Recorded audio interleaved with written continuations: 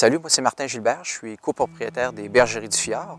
La mission de l'entreprise, c'est de produire, de transformer, de mettre en marché des denrées issues de la production laitière.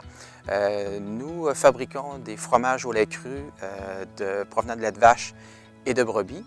La clientèle visée, c'est les boutiques spécialisées un peu partout au Québec et au Canada. On vise l'exportation éventuellement. Les valeurs qui sont véhiculées par l'entreprise, c'est des valeurs d'intégrité, de passion, d'honnêteté, de famille, toutes des valeurs qui sont transposées dans les fromages parce que les consommateurs achètent une partie de nous autres quand ils achètent nos produits. Les Bergeries du Fjord ont été créées en 2006. Dans sa structure actuelle, l'entreprise compte 3 actionnaires. On est une équipe de 7 à travailler sur l'entreprise.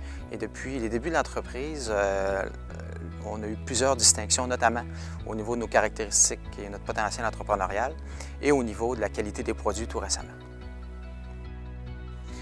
L'élément déclencheur qui m'a incité à devenir entrepreneur en ce qui me concerne, je dirais que c'est la famille. Il y a déjà plusieurs années, les parents ont acquis une ferme, puis ça m'a donné le goût avec les années, en allant à l'école, en allant au cégep, à l'université, ça m'a donné le goût de poursuivre cette aventure-là et de l'adapter, je dirais, à mes couleurs. Les éléments de mon environnement qui ont fait en sorte que je suis devenu entrepreneur, c'est notamment la difficulté d'exprimer mon potentiel entrepreneurial par le fait d'être salarié. Alors, je ne pouvais pas faire ce que je voulais comme producteur, comme transformateur, comme mise en marché en travaillant pour quelqu'un d'autre. Il fallait que je bâtisse moi-même mon propre canevas pour réaliser finalement le plan de carrière. Ma motivation principale en ce qui me concerne pour me lancer en affaires, c'était le goût du développement. Alors, je voulais développer un projet à partir d'à peu près zéro et de l'amener à Z finalement, partir de A et l'amener à Z. Puis dans mon cas, ça se traduisait par de la production de matières premières, par de la transformation et par le contrôle aussi de la mise en marché. Alors, tout contrôler les étapes, c'est ce qui me motivait. C'est ce qui m'a motivé finalement à me lancer moi-même dans ma propre aventure. Parmi les qualités que doivent avoir les entrepreneurs pour avoir du succès, il y en a de multiples. Cependant, il y a entre autres le goût d'apprendre qui est important, le leadership et certainement le goût du risque. La qualité entrepreneuriale qui colle le plus à mon profil, c'est probablement la persévérance. La persévérance se traduirait comme le ciment qui va lier toutes les caractéristiques entrepreneuriales qui sont en amont du profil. Alors dans mon cas, c'est comme ça que je me décrirais. Ce qui m'a incité à démarrer mon entreprise dans la région de Saguenay-Lac-Saint-Jean, c'est notamment les valeurs qui sont transmises par notre mission, la famille notamment. La famille est bien ancrée. La qualité de vie est importante en ce qui nous concerne. La proximité des services et, je dirais, la passion des gens qui caractérise bien le coin de pays dans lequel on vit. Opérer notre entreprise au Saguenay-Lac-Saint-Jean, évidemment, à ses limites. Ça nous demande des efforts au niveau du transport, de nos produits, bien entendu, mais quand on veut aller dans les colloques, des choses comme ça. Cependant, c'est largement contré par ses avantages qui sont le branding. Le Saguenay-Lac-Saint-Jean a un branding par rapport aux autres régions du Québec et même ailleurs au Canada. Nos produits ont le mot Fjord accolé sur leur nom, ce qui les rend reconnaissables un peu partout en Amérique du Nord. Alors c'est de loin des avantages qui contre les inconvénients de l'éloignement des grands marchés. Notre idée d'affaires provient de sources multiples. D'une part, ça provient de ma formation. J'ai une formation en agronomie, donc toute la partie agricole vient coller à l'idée d'affaires. Mais au-delà de ça, c'était le désir de faire de quoi différent. Alors comment est-ce que je pouvais, avec mon background académique, être capable de sortir quelque chose de différent de ça dans une région géographique donnée. Alors, c'est pour ça que ça s'est traduit en production et transformation laitière ovine, pour faire différent des autres, puis pour être capable de se doter d'une niche ailleurs au Québec et ailleurs et à l'extérieur du Québec aussi. Lorsque mon frère m'a communiqué son idée d'affaires, j'ai réagi très favorablement parce que je portais moi-même cette préoccupation sur la continuité de l'entreprise, d'une part, et sur l'intégration de compétences agronomiques très tangibles pour la pérennité de l'entreprise. En fait, si mon souvenir est peut-être différent de celui de mes deux autres associés, mais ça a plus été une prise de conscience progressive à mesure que mon frère poursuivait son programme de baccalauréat en agronomie. Ça a plutôt été une prise de conscience progressive que c'est vers ça qu'on s'en allait, d'une part, sur le fait que l'entreprise ne pourrait plus progresser dans l'état dans lequel elle était à l'époque, compte tenu que c'était fait sur une base un peu de temps partiel, et que pour passer à une étape supplémentaire, ça prenait donc un input de compétences spécifiques en agronomie. Alors, j'ai plutôt bien réagi parce que c'est une préoccupation que je portais moi-même et que je portais d'autant plus douloureusement que personnellement, je n'étais pas en mesure de faire ce pas et que je n'étais pas en mesure d'apporter ce type de compétences. Alors, voilà un peu comment ça s'est fait à l'époque, en 2002-2003. Alors, on croit beaucoup à notre projet. Il y a plusieurs éléments qui nous permettaient de croire que c'est un projet qui avait un potentiel de viabilité intéressant, notamment la provenance géographique. Le branding est important pour nous autres. Le secteur d'activité dans lequel on était, la production de fromage, jouit d'une possibilité de croissance intéressante là, dans notre secteur de marché. Et si on arrivait avec un produit de niche qui venait combler une fourchette de consommateurs qui n'était pas comblée par l'importation et par la production interne, bien, on se donnait une opportunité de croissance intéressante. Alors jusqu'à maintenant, ça justifie. Le processus qui a fait en sorte d'arriver à ce qu'on a aujourd'hui comme entreprise a pris un certain temps. On a fait plusieurs choses en amont, notamment mission exploratoire dans d'autres pays, en Europe, pour ne pas la nommer. Études de marché, études de faisabilité, pré-commercialisation, pour s'assurer que les idées qu'on avait se traduisaient par une réelle opportunité là, au niveau du marché, puis que c'était faisable, là, que nos bailleurs de fonds allaient pouvoir nous suivre dans l'aventure. Alors, c'est un processus qui a été de longue haleine, mais qui s'est avéré là, positif et qui fait en sorte qu'on opère encore aujourd'hui. Les exigences qui nous ont été demandées étaient importantes, nous ont demandé beaucoup de boulot, mais rien qui ne pouvait pas se faire. Alors, au niveau très technique, il y avait des solutions, on avait des conseillers qui pouvaient nous donner un coup de main pour y arriver. La partie la plus sensible fut la partie financière, mais heureusement, avec une bonne formation, avec une bonne technique, avec de bons conseillers et avec un peu d'expérience, on était capable de sécuriser nos bailleurs de fonds et de mener à bien et de réaliser notre plan d'affaires. Dans notre cas, le lien qu'il y avait entre notre profil et les besoins, les exigences là, de notre projet, c'était un match parfait. Hein? On avait des exigences agronomiques en rapport à la production de la matière première. On avait aussi des exigences au niveau de l'inspection des aliments, au niveau technique, transformation. Alors que José, qui est copropriétaire avec moi, répond toutes à ces exigences-là avec sa formation en diététique notamment. Évidemment, en termes d'exigences, on avait des exigences financières et nos formations universitaires et en gestion ont fait en sorte qu'on était capable de répondre à tout ce que nos bailleurs de fonds notamment nous demandaient.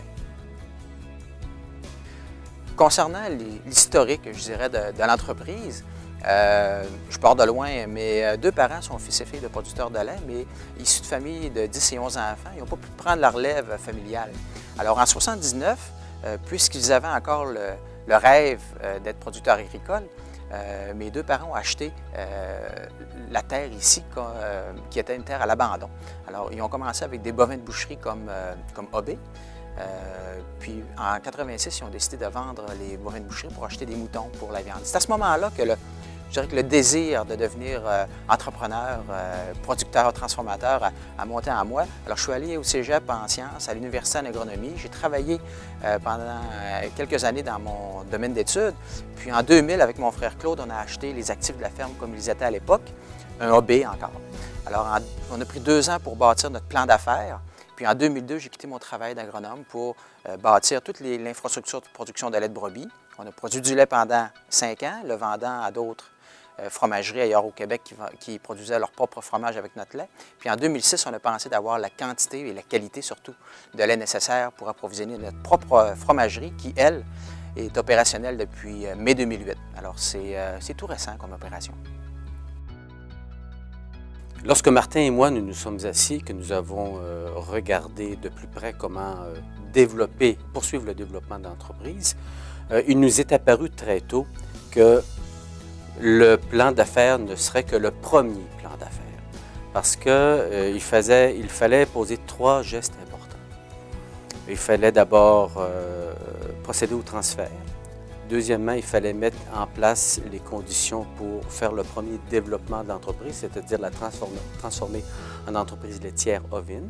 Et troisièmement, de poser les gestes pour produire des produits transformés, afin que ce ne soit pas le lait nature qui traverse le parc de Laurentides, mais que ce soit des produits à valeur ajoutée. Dans notre cas, on a choisi de prendre la relève de notre entreprise, mais que ce soit comme un mix entre la relève puis le démarrage d'une nouvelle, parce qu'aux activités primaires, on a jouxté beaucoup de choses. L'idée, c'était le levier. De toute façon, le goût de l'agriculture et de l'agroalimentaire est né de l'entreprise que mes parents avaient. Donc, c'était comme naturel de continuer dans la même veine. Mais à cela, il fallait qu'on ajoute la partie transformation, la partie mise en marché et l'innovation. Alors, c'est les pièces du casse-tête qu'on a ajoutées à la pièce de départ pour donner ce qu'on a aujourd'hui, les bergeries du Fiard. Au niveau de la transition, dans notre cas, c'était une transition douce, une transition lente, qui s'opère encore aujourd'hui. On a consulté, on a mis en place notre projet, on l'a proposé aux parents, on a consulté le restant de la famille qui était à être consulté, bien entendu, parce qu'ils font partie du patrimoine. Ensuite, on a commencé le transfert par l'acquisition des infrastructures de départ, mais les parents sont encore avec nous autres. Alors, bien qu'ils ne soient plus actionnaires dans l'aventure, ils continuent au quotidien à nous transférer des connaissances puis à nous accompagner dans notre démarche. Mais moins au niveau décisionnel, plus au niveau inspiration, je dirais. Le transfert d'entreprise s'est effectué, je vous dirais, en 2 étapes. La première, ça a été de progressivement convaincre nos parents, qui étaient les propriétaires, de progressivement convaincre nos parents que nous étions des acteurs crédibles pour le transfert d'entreprise, d'une part, et ensuite d'estimer une valeur juste de l'entreprise dans l'état dans lequel elle était. Parce que c'était vraiment une très petite entreprise. En fait, je me demande si on ne pourrait pas davantage parler à l'époque d'une entreprise sur le format d'artisan, plus qu'entreprise en tant que telle. Et ça a pris quand même un certain temps, parce que d'une part, nos parents étaient très intéressés à ce qu'il y ait une forme de relève, mais en même temps, ça voulait dire pour eux se détacher de leur projet commun et finalement de leur principal capital, si l'on veut, leur principale valeur en capital.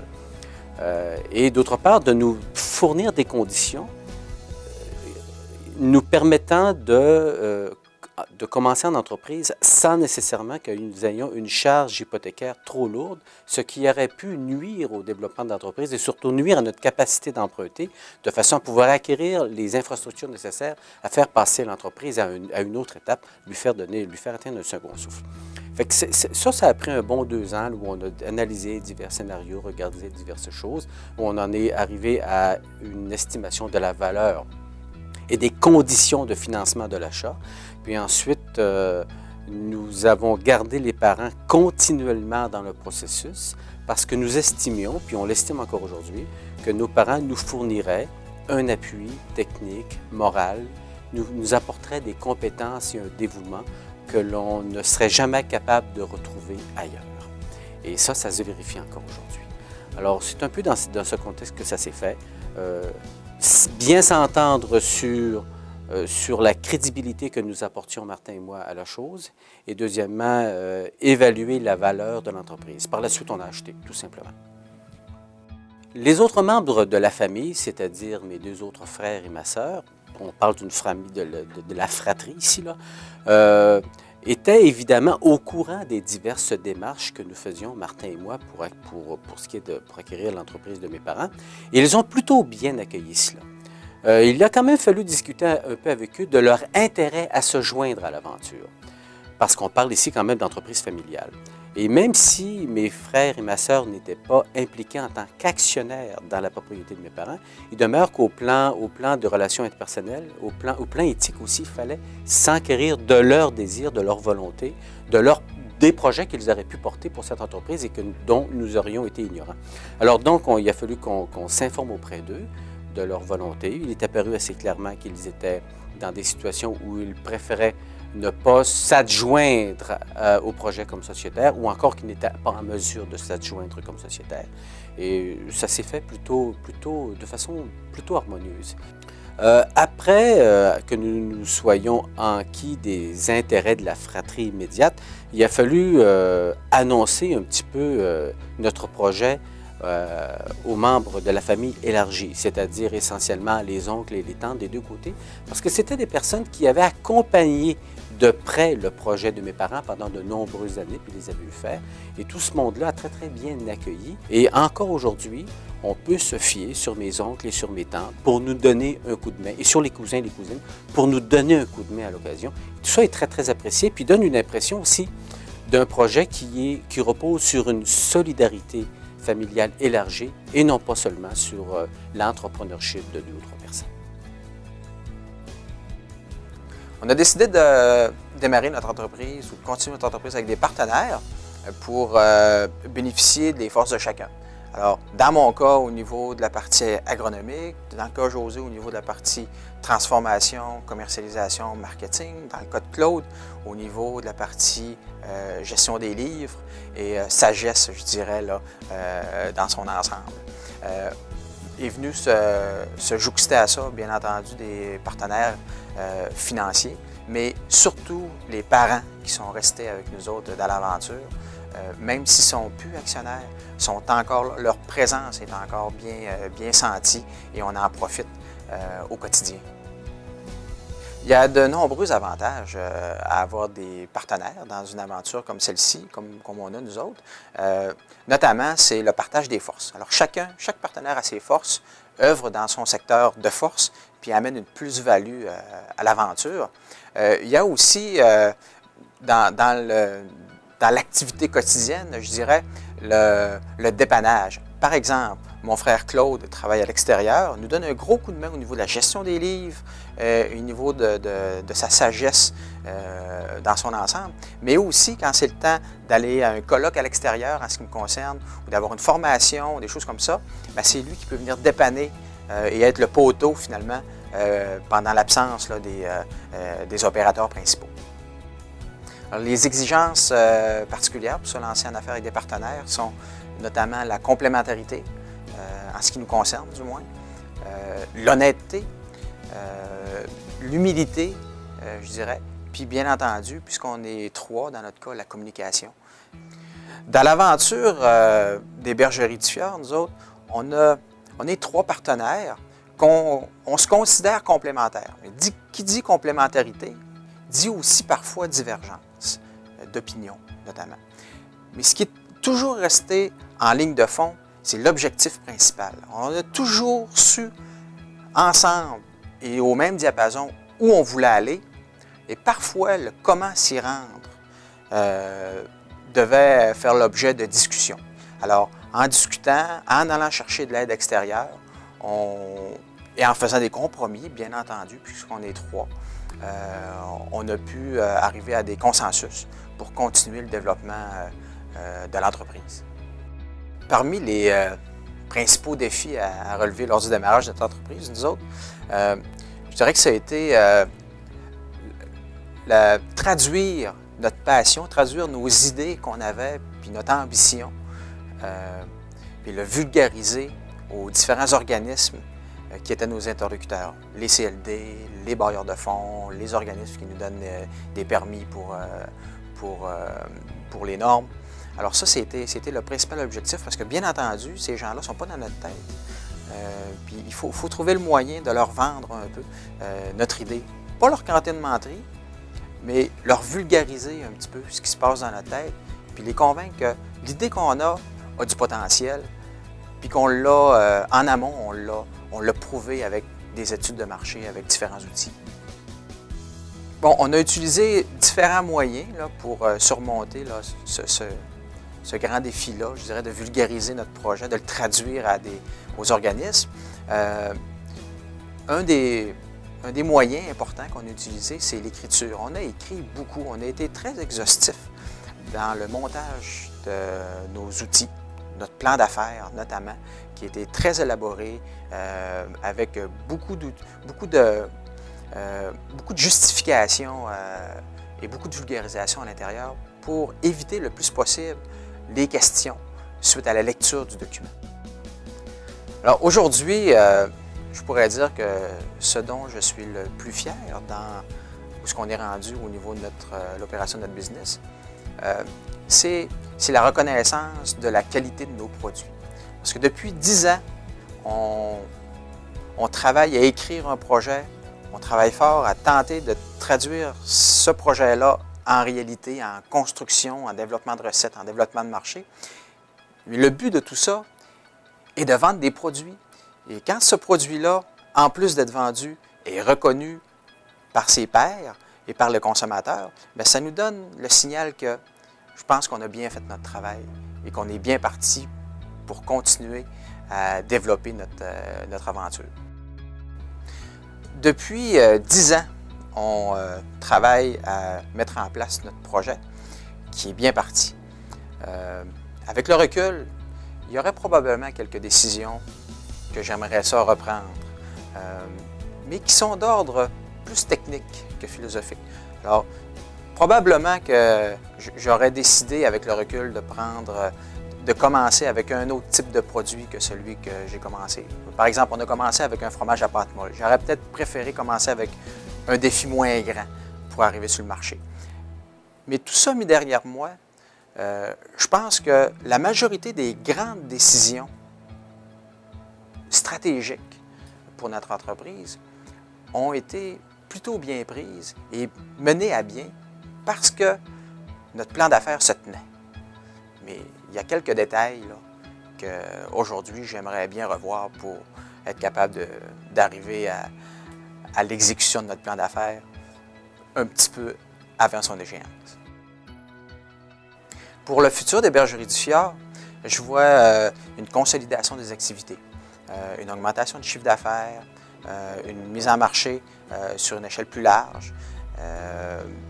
Mais encore plus loin que ça, je verrais le projet de Bergeries du Fjord comme un levier pour mettre en place d'autres aventures entrepreneuriales qui vont nous donner du jus pour les prochaines années. À ceux qui ont la fibre entrepreneuriale, je vous dirais, soyez créatifs, faites-vous confiance dans l'expression de vos idées, puis persévérez dans la poursuite de l'atteinte de vos objectifs. Avec ça, il y a un bon risque d'arriver à bon port.